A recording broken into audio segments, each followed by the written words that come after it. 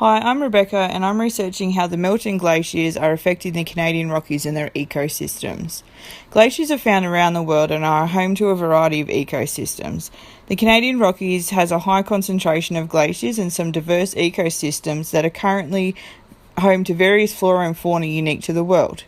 The American Geophysical Union states that the Canadian High Arctic is home to the largest clustering of glacier ice outside of Greenland and Antarctica. This report focuses on the rates of glaciers melting and the potential impacts this will have on the flora and fauna in the Canadian Rockies area.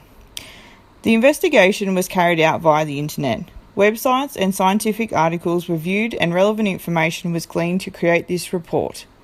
The search engine used to investigate the problem statement was Google. Google provides a wide range search that includes various websites as well as scholarly articles. There was a number of biased websites available when the initial search was conducted. These websites were blogs of specific opinions that did not relate to any scientific evidence or research.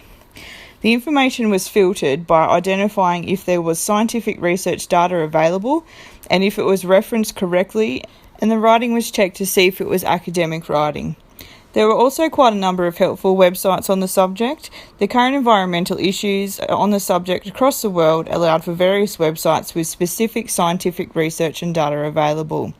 Some key findings were: it is widely known that glaciers are melting and have been now for quite a number of years. Scientists are now conducting extensive research into finding out what the actual numbers of glaciers in the Canadian Rockies are and their actual size to determine the correct rate of melting.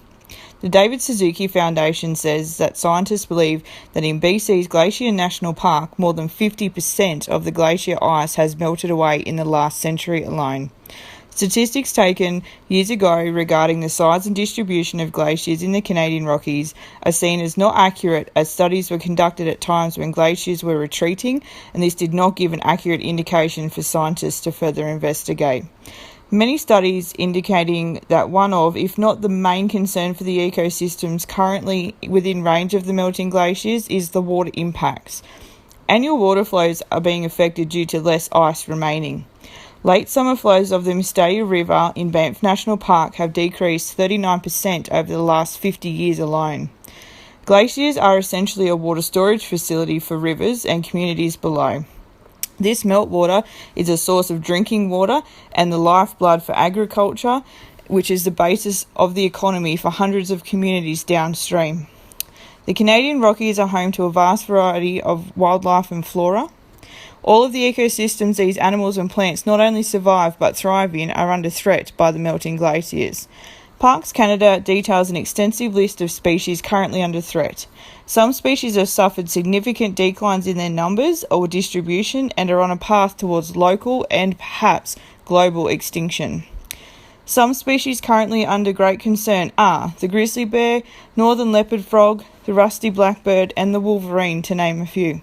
Parks Canada have implemented a park-specific action plan to enable species currently under threat to be recovered if possible.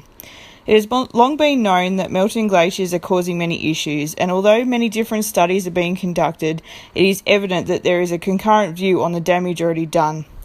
Researchers suggest that the ongoing glacier loss is effectively irreversible due largely to a shift in the surface mass balance, with warming-induced meltwater runoff outpacing the accumulation of new snowfall. Solutions to replenish the depleting water supplies are currently unknown. Thus far, solutions to tackle the broader global warming issue around the world are the only way forward.